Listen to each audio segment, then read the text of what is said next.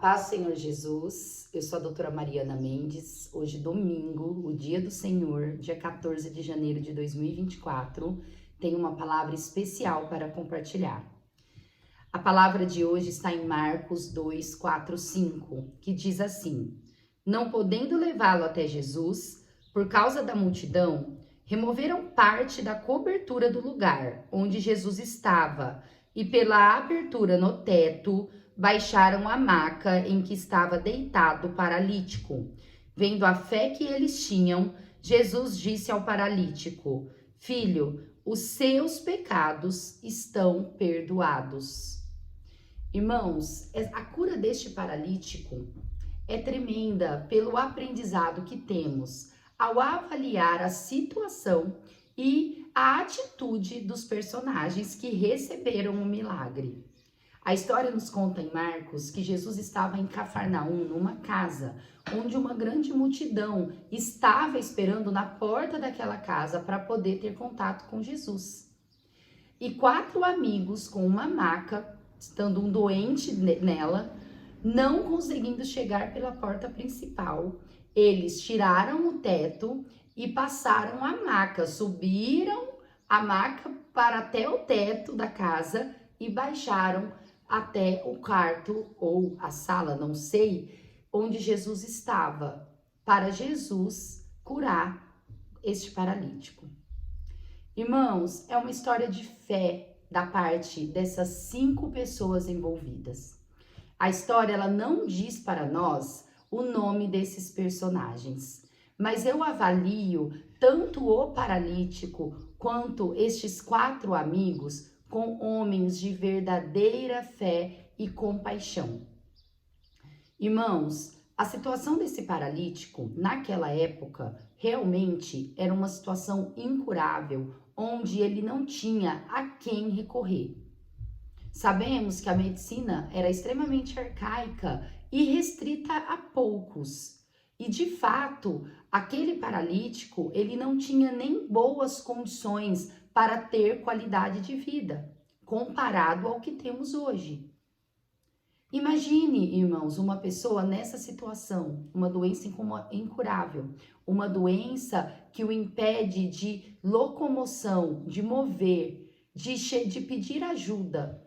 Essa era a situação desse paralítico. Quantas vezes nós estamos também numa situação semelhante, talvez não por doença, não por paralisia, mas talvez por algum problema que nós não temos a quem recorrer. Mas esse paralítico, ele lembrou de quem era Deus. Jesus naquela época, irmãos, ainda não tinha uma identidade definida. Ele, quando começou seu ministério a todo vapor, fazendo milagres, trazendo doutrinas e ensinamentos, e as pessoas começaram a falar sobre ele na região de Israel, Jerusalém, Cafarnaum. Uns falavam que ele era profeta, outros falavam que ele era o Messias de fato. Muitos não reconheciam a sua identidade. Outros falavam que era ao contrário, que ele estava pelo inimigo das trevas. Mas aquelas 5 pessoas envolvidas, eles acreditaram que aquele homem de Deus poderia trazer a cura para aquele amigo. Talvez, irmãos, aquele paralítico não tinha fé. Talvez ele pode ter até desanimado os 4 amigos. Eu vou fazer o que lá? Vocês mesmos falam que é multidão, que eu não vou conseguir ter acesso, eu não consigo passar, eu sou pesado. Mas aqueles 4 amigos não desanimaram, irmãos. A palavra não nos diz, mas talvez o doente estava totalmente desanimado. Talvez ele não ia ter força para ter nenhuma ideia. Mas em Provérbios diz que quem tem um amigo tem mais do que um irmão. E esses 4 amigos, pela compaixão e pela misericórdia, ajudaram, não só ajudaram, fizeram uma estratégia, se esforçaram, eles se doaram para ver a cura do paralítico. Irmãos, como a compaixão é maravilhosa. Como nós termos misericórdia é algo divino. A palavra do Senhor fala que a sua misericórdia renova a cada manhã. A misericórdia por nós. E como é importante nós que seguimos Cristo termos misericórdia. Na verdade, irmãos, a palavra diz, Jesus diz, que quem não tem compaixão pelo próximo, quem não tem amor pelo próximo, não é o seu seguidor. Em João, no Evangelho de João 13, 34, 35, Jesus diz assim: por isso agora eu lhes dou um novo mandamento. Amem uns aos outros, assim como eu os amei. Vocês devem amar uns aos outros. Seu amor uns pelos outros provará ao mundo que são meus discípulos. Irmãos, não tem como você se dizer cristão, você se considerar discípulo de Cristo e você não ter compaixão pelo próximo. Você não sentir a dor do outro. Isso, irmãos, muitas vezes não é através de coisas materiais, de dinheiro.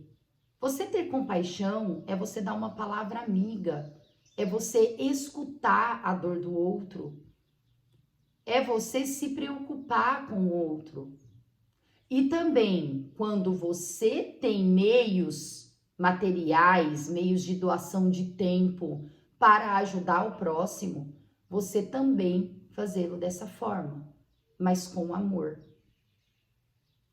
Muitas vezes, irmãos, a nossa cruz é a dor do outro. Muitas vezes, quando Jesus fala, carrega a sua cruz, talvez a sua vida, naquele momento, a sua saúde está boa. Mas e das pessoas ao seu redor? As casas das pessoas ao seu redor, como que está? Guilherme Burjac diz assim: tomar a sua cruz e seguir a Jesus é tomar para si a dor do outro e não a sua própria dor. O convite de Jesus é segui-lo até o Gólgota, onde ele morreu por nós, não por ele. Que atitude maravilhosa desses 4 amigos. Irmãos, ninguém é tão rico, ninguém está tão bem ao ponto de não ter nada a pedir para Jesus. Com certeza, irmãos, aqueles 4 amigos, não sabemos a vida de cada um, mas eles deviam ter alguma causa para pedir para Deus. Mas naquele momento, eles pensaram que a dor do outro, a dor daquele amigo paralítico, era maior do que a dor de cada um. E eles não titubearam e foram atrás de Jesus, mesmo com aquela dificuldade de carregar peso, de subir em telhado, de tirar telhado, arrumar meios para transportar pelo telhado aquele paralítico. Eles não titubearam em nenhum momento e foram com estratégia e conseguiram encontrar Jesus. Qual a sua estratégia, irmãos, para falar com Jesus, para estar mais próximo a Jesus, para levar pessoas até Jesus? Isso é muito de Deus, irmãos. E muitas vezes, irmãos, é através da prática de boas obras, é através da compaixão ao próximo, da misericórdia ao próximo, que Deus nos abençoa. Muitas vezes é através da nossa intercessão, da nossa oração pelo próximo, da nossa atitude a favor do próximo, que Deus nos abençoa, que Deus libera bênçãos para nós. E isso que eu estou dizendo, irmãos, é de Deus, a palavra bíblica confirma. A palavra vai dizer no livro de Jó, o livro que conta a história de Jó. Jó, um homem próspero, que perdeu tudo, perdeu seus bens materiais, perdeu sua família, foi para uma miséria, foi para o vale da dor, andou pela sombra da morte por diversas vezes.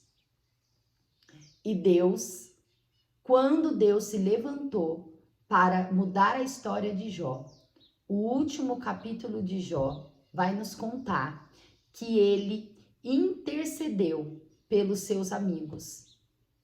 Nós sabemos que a história tem um grande contexto onde teve esses 4 amigos que participaram da dor de Jó, mas de uma forma muito imatura, de uma forma sem a direção de Deus. E Deus ficou irado com esses amigos de Jó, pois muitas vezes, diversas vezes, eles falaram para Jó em nome de Deus. E Deus ficou irado. E naquele momento, Deus diz: Jó, ore, interceda por eles, faça o holocausto por eles, porque o seu eu vou aceitar a favor deles, mas os deles eu não aceitarei. E a palavra do Senhor nos diz que no momento que Jó estava orando, intercedendo a favor dos seus amigos, a sorte de Jó foi mudada. A bênção de Jó foi liberada. E a partir daquele momento, Jó tornou-se uma pessoa próspera e uma pessoa saudável. E Deus devolveu em dobro tudo o que Jó tinha. E isso aconteceu no momento que Jó intercedia pelos seus amigos. Irmãos, quantas bênçãos pode ser liberada na nossa vida através da nossa oração ao próximo, através da nossa intercessão ao próximo, através da nossa ajuda ao próximo. É óbvio, irmãos, que nós não conseguimos ajudar todos que vêm até nós, que nós não conseguimos ajudar todos que precisam, pois hoje é fácil ver através de redes sociais, através do dia a dia, né, através da comunicação, que é muito fácil, quantas pessoas estão precisando de ajuda. Mas Deus vai selecionar as pessoas que cada um tem que ajudar. E não vire as costas. Que nós possamos ser como os amigos de Jó, como os amigos do paralítico, perdão. Que nós possamos ser como os amigos do paralítico. Pessoas misericordiosas, pessoas que amam os outros como a si mesmo. E eu também desejo que, se você estiver numa situação como um paralítico estava, que Deus possa levantar pessoas para te alcançar. Como a palavra de Deus é maravilhosa, irmãos. Quantos ensinamentos, quantas escamas nos nossos olhos caem ao estudar a palavra de Deus. E a meditação do autor de hoje é: sua atitude e sua fé serão determinantes para o seu milagre. Estratégia, irmãos. Não abrir mão da fé para alcançar o seu milagre.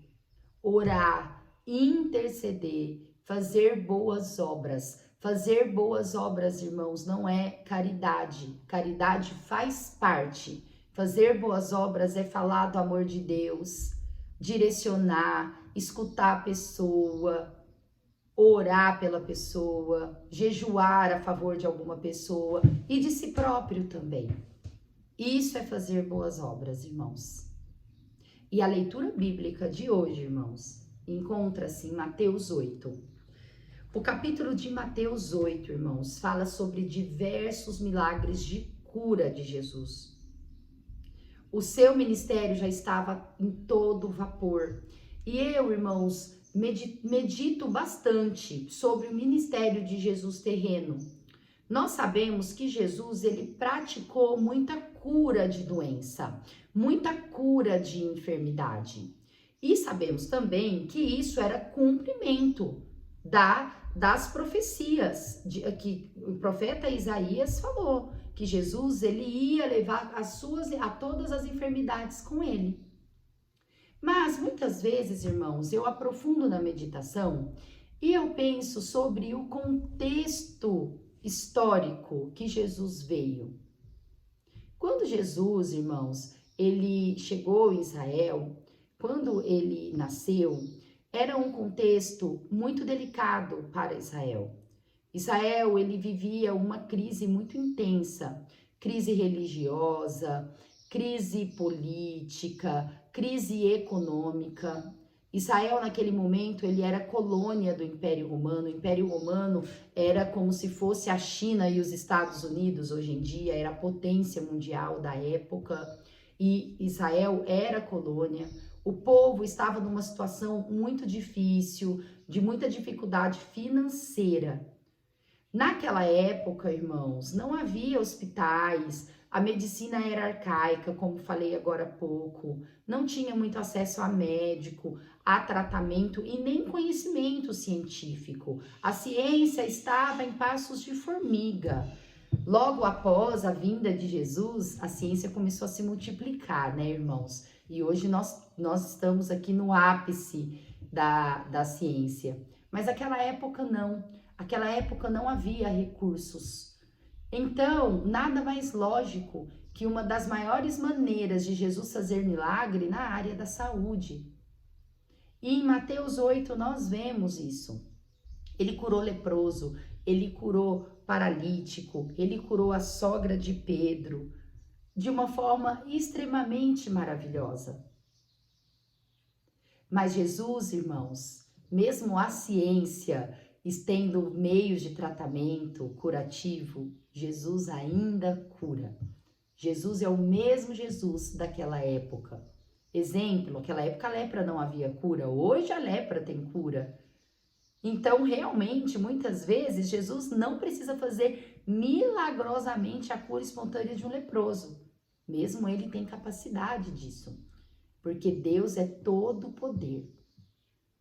Mas Jesus, ele tem capacidade de te ajudar. Se ele não te direcionar um tratamento, irmãos, jogue as suas enfermidades nos pés de Jesus, pois a qualquer momento ele pode mudar a sua história. Eu quero ler alguns versículos de Mateus 8, que é a sogra de Pedro, que está entre o 14 e 17, que diz assim: E Jesus, entrando em casa de Pedro, viu a sogra deste jazendo com febre, e tocou-lhe na mão, e a febre a deixou, e levantou-se e serviu-os. E chegada a tarde, trouxeram-lhe muitos endemoniados, e ele com a sua palavra expulsou deles os espíritos, e curou todos os que estavam enfermos, para que se cumprisse o que fora dito pelo profeta Isaías, que diz: Ele tomou sobre si as nossas enfermidades e levou as nossas doenças. Como é lindo Jesus! Jesus, irmãos, ele pensa em todos. Ele pensa na criança, ele pensa no jovem, no adulto, no idoso. Enquanto há fôlego de vida, irmãos, não abandone Jesus. Porque talvez você é velho, você está na fase idosa e você fala: mas eu já não tenho mais o que fazer. A minha história não tem solução, eu já estou no fim da vida. E não, irmãos, até porque nós não sabemos qual será o nosso último dia de vida, mesmo sendo criança e jovem. Irmãos, não desanime na fé, não perca a esperança. Jesus, ele prolonga dias, Jesus cura, Jesus dá palavra de conforto, de alívio. Não deixe esse Jesus, irmãos. Jesus, ele é maravilhoso e ele veio por nós. Em Isaías 12:2, diz: Jesus, Deus é o nosso Salvador, é a minha confiança, é todo poder e nada temerei. Deus é o nosso Salvador, é o nosso poder e nada precisamos temer. Fique com essa palavra hoje, irmãos, um domingo abençoado. um bom culto, uma boa escola bíblica. Deus abençoe cada um. Amo vocês em Cristo Jesus.